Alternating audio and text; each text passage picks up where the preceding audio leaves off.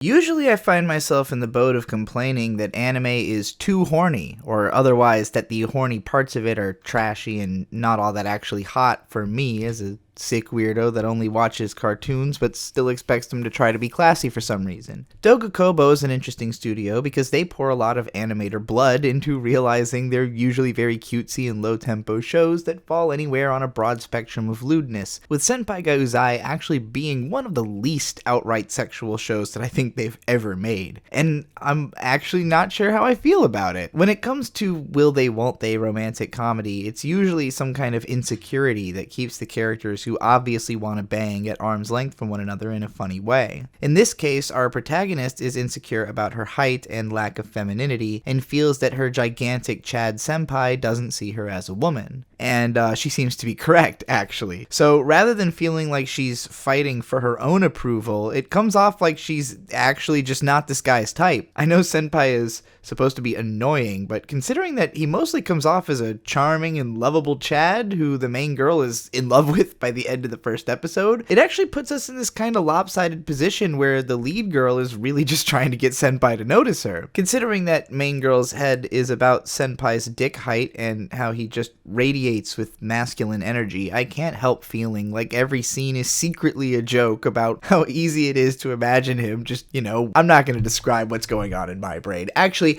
I was kind of expecting the show to have a lot of that kind of energy given the title, but instead it feels like it's using all of the restraint possible because it knows that your imagination's already going to fill in the gaps automatically just looking at the character designs. Or maybe I'm just incredibly fucked in the head, but then I struggle to understand what the point of the show is if it's not that you think they look cute together. When I was growing up, I was the shortest kid in my class every single year until I was 14, and I was never insecure about being small. Rather, I viewed it as something that made me distinct. When I sprang up to 5'8", I became insecure about not being small anymore. And for a while in early adulthood, I would often make fun of smaller women, like my 5'2" mom, because I was jealous of their smallness, and I couldn't relate to the idea of being insecure about something that I envied. So I actually expected a lot more of that kind of bullying from Senpai when I had read the concept of this show and thought I'd find it more relatable. But as it turns out, it's the main girl who's the one insecure about her own smallness in this show, and Senpai doesn't so much go out of his way to tease her about it as just kind of incidentally make her conscious of her smallness by way of regarding her normally as someone who is 8 times her size. Now, considering that my husband is a 6'5" Chad, I didn't find it difficult to see the appeal of Senpai, and maybe if I really was as small as the main girl is, I might feel insecure as she does about pursuing someone so tall. As a trans woman, I have my own insecurities about being with a straight man, but being taller than the average woman is actually an advantage in my relationship, so I can't necessarily connect with the stresses of being so incredibly small compared to the person that you're interested in, but I do appreciate the sort of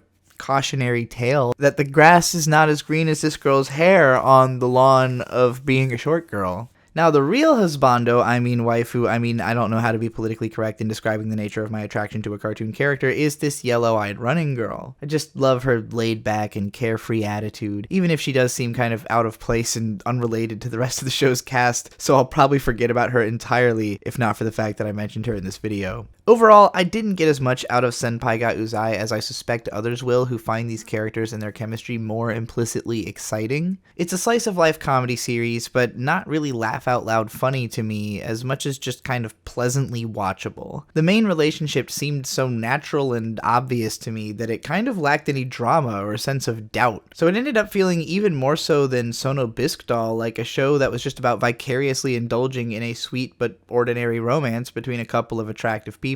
There's even less going on with these characters than there were with those characters emotionally, so it really falls back more on that Iyashikei healing kind of tone that's always kind of bored me as somebody who comes to media for more interesting themes and complicated character dynamics. I already live a low-key healing lifestyle. I do think Senpai Ga Uzai is commendable in certain senses, beyond just obviously looking great and being directed pretty well. Like how it manages to be cute and likable in a really gender-neutral and non-repellent kind of way. While the main character is a grown woman and part of the point is that she's insecure about her lack of feminine wiles, it's still a good thing for accessibility's sake that the series decided not to sexualize her, or really to even sexualize any of the characters beyond acknowledging them as attractive. Considering the guy is the obvious hunk and dreamy beefcake of the show, I'm tempted to call him the main eye candy, but that might just be my bias speaking. There's this other couple in the office of like a gloomy guy and this sunny beautiful woman that both felt just so generically self-insert to me that they hardly even read as characters. I couldn't possibly give this show less than a 6 out of 10 because I think it is very competently made and it excels at what it sets out to do, but I can't say that its goals were even as interesting to me as what was accomplished by Bisque Doll,